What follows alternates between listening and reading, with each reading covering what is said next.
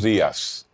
Panorama semanal. Hoy estamos Domingo Ivanovich Páez. Ivanovich, ese era el nombre que le ponían, sí, ¿no te acuerdas? En la sí. época del comunismo. Y de la antigua Ilich zarista, Ivanovich. el régimen zarista. Sí. Porque Ivanovich, ¿por qué era tan famoso? Había uno famoso. Sí, Ilich era Lenin, Vladimir Ilich Lenin. sí, Ilich Y de era ahí Lenin, todo, pero esa cultura. Ivanovich parece que venía del zarismo. Sí. Desde que hace 30, 40 mil años, el hombre entendió que se moría.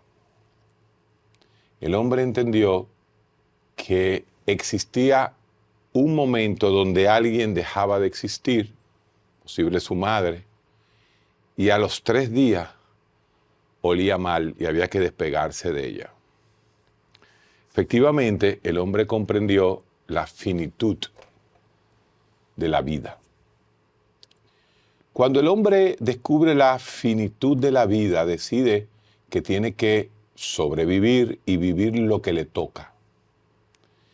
Y la única forma de trascender, sobrevivir, entender, es creando un lenguaje. De ahí comienzan, en las diferentes poblaciones que al mismo tiempo iban desarrollándose en el globo terráqueo, comienzan a surgir los idiomas. O las lenguas, más que idiomas, las lenguas. Ahí comienza ya uno de los grandes problemas entre Levi-Strauss y el resto de la comunidad científica, donde Levi-Strauss decía que todas las lenguas tenían su lenguaje abstracto, que todas las lenguas tenían su virtud, y que el conocimiento venía por el placer de conocer y la necesidad. Llegan... Y permíteme interrumpirte ese razonamiento tan profundo y complejo, más por el placer, por la necesidad. No, ahí es que viene la discusión, que vamos a llegar a ella. Sí, obviamente las primeras lenguas se basaban en la necesidad de supervivencia, pero luego se nota que todas las lenguas, todas las tribus, todas las civilizaciones tienen su forma de conocimiento que principalmente lo maneja el placer. O sea, el placer significa por querer saber. El placer de saber. Qué bueno. Y esa discusión espérate. es la de Levi-Strauss con los aborígenes. Pero déjame llegarte al punto que quería. Cuando se va desarrollando esas lenguas, se crea las primeras maneras de pensamiento humano. Desde el arte rupestre, donde el hombre quería dejar para siempre esa figura que murió, desapareció y huele mal, la pintó en las cavernas, y ahí comienza el arte de hablar, y del hablar llega lo que se denomina el diálogo. Justamente a propósito de un artículo del jueves pasado de nuestro compañero Ricardo Nieves, que señores hay que leérselo, esos artículos de Ricardo del jueves hay que leérselo, le toma 8.3 minutos, léase, porque justamente de eso se trata, de que hay que leer. Señores, del diálogo, las primeras manifestaciones del diálogo se hacen a través de los sofistas, los presocráticos, ¿no? Donde nace la retórica, donde nace una necesidad de convencer al otro de cualquier manera. Y la manera era que los filósofos, los sofistas griegos, entrenaban a los ricos para que convencieran a través de la lengua. Eso se le llamó la retórica. Luego llegó otro señor llamado Sócrates, que a través de la pregunta sobre la retórica, creó todo lo que se conoce como la mayéutica. La mayéutica es el primer ejercicio organizado de conocimiento. De la mayéutica, Platón y Aristóteles, a través de Platón con su liceo y la Academia de Platón y el liceo de Aristóteles, sale la dialéctica, salen los neoplatónicos, salen los aristotélicos hacen la escolástica, los neoplatónicos siguen una tradición agustiniana. Toda la Edad Media, el diálogo se convierte en un diálogo a través alrededor de Dios, hasta que llega la razón. Entonces comienza la Ilustración, comienzan los racionalistas por un lado, los empiristas por otro. Se unen la razón en el empirismo y el racionalismo a través del idealismo kantiano. El idealismo kantiano sigue adelante y entonces entra en lo que se conoce como ese siglo de las luces. Hay una gran crítica a la razón, que es la dialéctica de la Ilustración de Teodor Adorno. Y caemos en dos movimientos actuales, las cuales unas se llaman el mundo posmoderno, el existencialismo posmoderno y la tecnología. Hay un señor que yo he mencionado varias veces aquí, pero que ni Ricardo ni Domingo Páez le ponen asuntos, que se llama Bruno Latour. Bruno Latour tiene un libro que se llama La modernidad nunca existió. O sea que esa época moderna, esa época de la razón, esa dialéctica de la Ilustración de Adorno y Horkheimer, no existió porque el hombre pasó del medioevo a el posmodernismo tecnológico. Si usted toma un dominicano promedio con un sexto de primaria de formación intelectual, con un iPhone 16, yo tengo un 12, yo no sé cuál tú tienes, yo tengo el 12 todavía, imagínate 14. ¿Tú tienes 14? Ah, no, pero tú eres un popi. Sí. Y entonces... Me lo regalaron. Exacto. A ti te regalan muchas cosas, a mí como que me debería regalar a alguien algo. Mira, ¿qué pasa? Ese dominicano con sexto de primaria, que lo único que se ha leído quizá, que ha escuchado en un libro, es un versículo de la Biblia, es un habitante del medioevo con un iPhone 16, con una tecnología actual, donde le es imposible dialogar, donde le es imposible llegar al fondo de las cosas y vive en una emocionalidad diaria, cotidiana. Domingo Páez, esa es una historia de la filosofía que yo te acabo de hacer. Qué bueno. Muy compacta, para llegar al punto donde Bruno Latour decía, es que el dominicano, voy a coger el dominicano, no pasó la modernidad, no pasó la época de la razón, no pasó la filosofía analítica, no entendió el círculo de Viena, apenas la intelectualidad se mantuvo en el marxismo, en la izquierda de Hegel, pero definitivamente el dominicano no pasó la época moderna. El dominicano pasó de el medioevo a un iPhone 16 y a ver videitos que emanan emociones y lo único que escribe son emoticones. Fíjate que cuando el dominicano va a expresar algo no te dice, Domingo, qué bueno verte bien, no, te dice, te da un like y ya, él resolvió contigo. Mira, qué bueno que tú iniciaste por ahí, porque desde que yo comencé a leer a Juan Bosch, que fue mi primer contacto con la reflexión científica. En Miches, descalzo. Sí. En la playa. Una época bonita. Lidio Cadet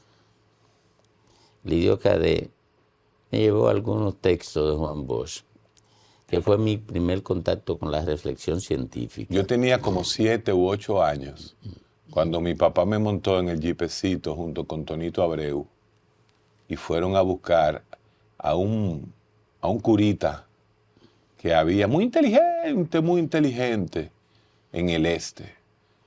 Y recuerdo ver montar en el jeepecito al lado mío a Lidio Cadet, mi hermano. Bueno, y comenzó Lidio a teorizar con mi papá, ya tú sabes, y con Tonito Abreu. Sí. Ellos fue que lo trajeron aquí.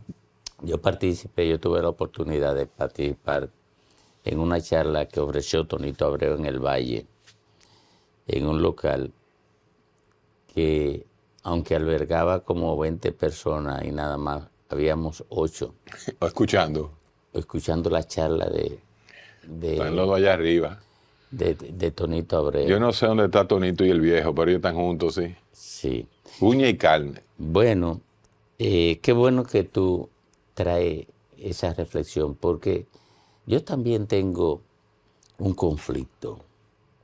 Uno nada más. Y que tú me lo provocaste con respecto a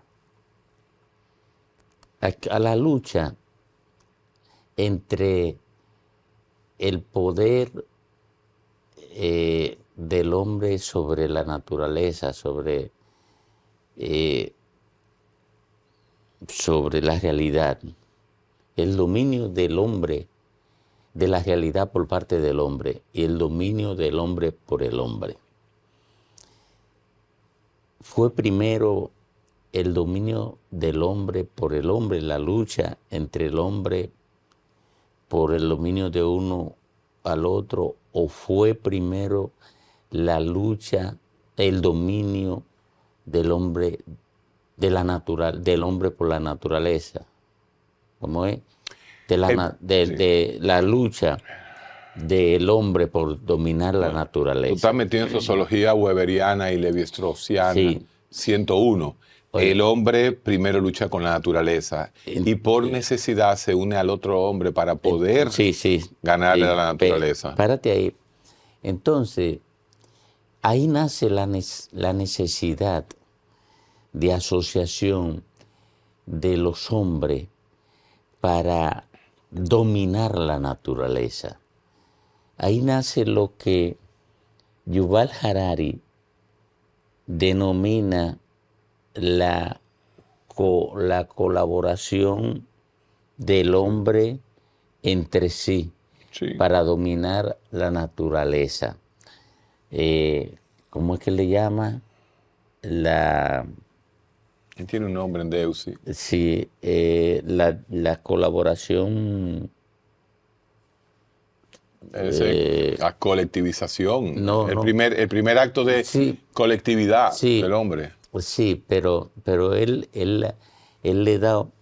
le da un nombre. Le da un nombre que trasciende el texto y lo convierte en una expresión que orienta el texto, que es la colaboración entre los hombres. Entonces, esa colaboración que se da más adelante, te acordarás. Me acordaré. Oye, esa colaboración te dice a ti que la lucha por el poder no surgió inicialmente entre los hombres. La lucha por el poder surgió inicialmente entre la naturaleza y el hombre, porque el hombre tuvo la necesidad de dominar la naturaleza para poder sobrevivir sobre las adversidades que la naturaleza le generaba y que atentaban contra la existencia del propio hombre. Por eso cuando el hombre termina de conquistar en primeros pasos la naturaleza, comienza el conflicto entre hombre y hombre. Y entonces comienzan a crearse, ¿qué? Comienza cada sociedad a crear los mitos, a crear, vamos a llamarle así, textos comunes que nos unen. Nos une el mangú, nos une Duarte, o sea, y comienza a surgir la cultura que va haciendo que los hombres se vayan uniendo. Si el hombre sigue peleando contra el hombre, hay un caos. Entonces ya no solamente hay que pelear con la naturaleza, hay que pelear contra el sistema, hay que pelear contra los dioses, hay que pelear contra los otros grupos de hombres, y ahí comienza ya el conflicto de la naturaleza humana. Exacto, la naturaleza le presenta una serie de desafíos para la subsistencia, la prolongación de la existencia del hombre. Controlar el fuego duró más de 100.000 años. Correcto. La sorpresa que significaba la salida de un leopardo de la maleza. Ay, papá. Implicó que el hombre afinara su audición para descubrir a tiempo que esa amenaza se aproximaba a él. Y cuando el hombre le daba con la piedra al leopardo para defenderse, le tomó, creo que fueron 200 o 300 mil años, coger esa piedra y entender que si la afilaba, le daba más fuerte al leopardo y lo mataba. Y lo mataba. Fíjate cómo los procesos de la teoría del conocimiento, en una época, pasar de un hacha boda, ¿cómo se hace? De un hacha sin filo, bota, de un hacha bota a un hacha con filo, le lleva al hombre 100.000 años analizar eso. Y ahora, en menos de 3 segundos, en un clic, el hombre lo tiene todo a su servicio. Pero ¿realmente hace eso que el hombre lo tenga a su servicio? ¿O es este el nuevo dueño del hombre? Después de esta pausa.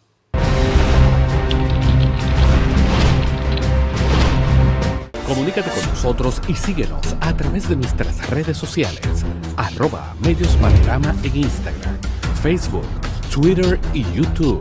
Escríbenos a nuestro correo electrónico noticias@mediospanorama.com o llámanos al 809-475-2525.